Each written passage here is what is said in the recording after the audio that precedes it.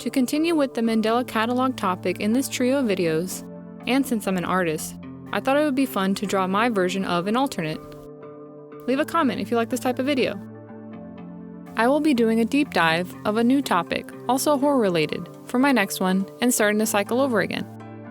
I'm still just starting out, so if a certain type of video does better than others, I'll probably lean into that more. Anyway, if anyone is wondering, I am using a 2020 12.9-inch iPad Pro and Procreate for this piece. Now, the most common versions of alternates have exaggerated features like long limbs and enlarged eyes. But the one example that interested me the most was the alternate that is shown to be somehow completely upside down. I mentioned it in my first video, see the link down below for that, and how I was curious to know how this worked. How does it walk? Is it always upside down? I thought the best way to show an upside down alternate was not with some wonky depiction of someone doing a handstand. That would have been a little awkward to draw. There are barely any references for me to go off of that weren't just someone trying to balance themselves upside down, and especially no one walking on their hands with the threatening energy that this drawing requires. After thinking it through a bit and remembering the contortionist I saw recently in the movie Nightmare Alley by Guillermo del Toro, I instead used a reference of performer Twisty Troy. Troy James is a well-known contortionist who has been featured on reality shows like America's Got Talent, and he's been in some feature films like the one I just mentioned. He does this amazing trick, and I'll insert a clip of that here.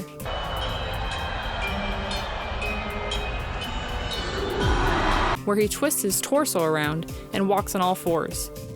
It is definitely creepy, so I chose to reference his pose for this drawing.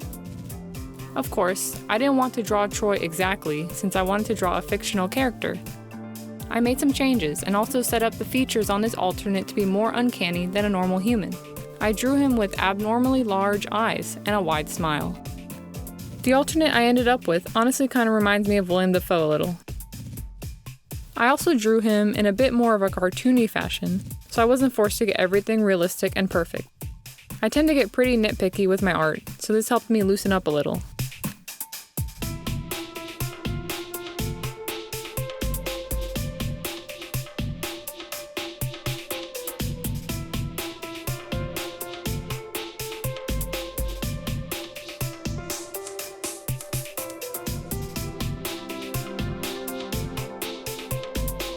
The main reason I wanted to include art in my channel is because I don't necessarily want to put drawing on the back burner while I make YouTube videos.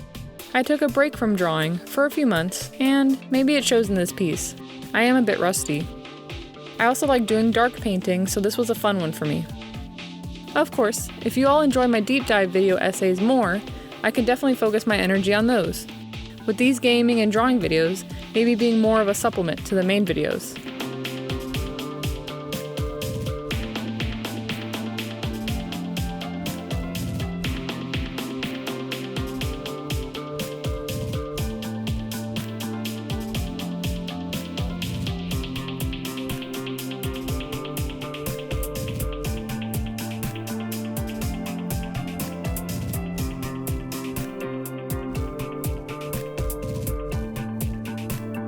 Off camera, I cleaned up my lines, filled in color in areas that I might have missed, and fixed some parts that were bothering me like the wonky hands. Hands can be rather difficult for me to get right when not using a high-resolution reference image. I also added some more lines for details and to further show his contorted body.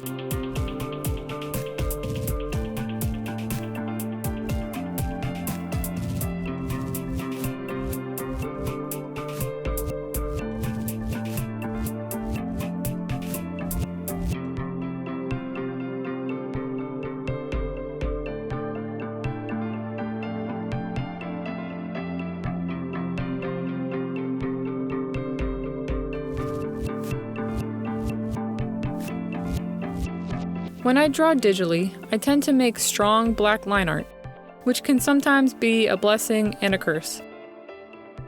It can look great and bring a nice graphic approach to my art, but other times it can be distracting to the overall piece. Eventually, I decided to color my line art to better blend in and not stand out as much.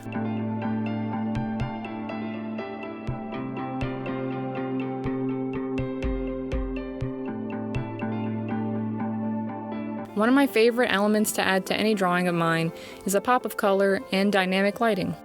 Pro tip: dynamic lighting can be used to hide imperfections in a painting by focusing the viewer's attention where you want it. It can also make the piece look more intricate if you feel like your painting felt too plain before. Anyway, the red lighting seemed appropriate for this spooky theme. Plus, red lighting is used a few times in the Mandela Catalogue series.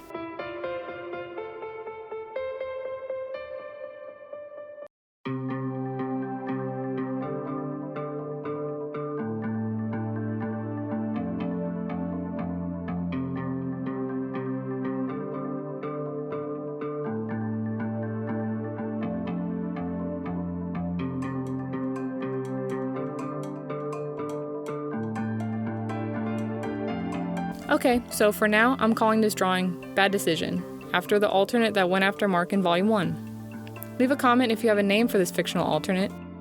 Let me know if you like this kind of content. This concludes my Mandela Catalogue themed trio of videos. I will be starting the next topic in my next video, which will be a new deep dive. And here he is. Doesn't he look unsettling? If you enjoyed this video, please be sure to hit the like and subscribe button. Thanks for watching, and see you next time.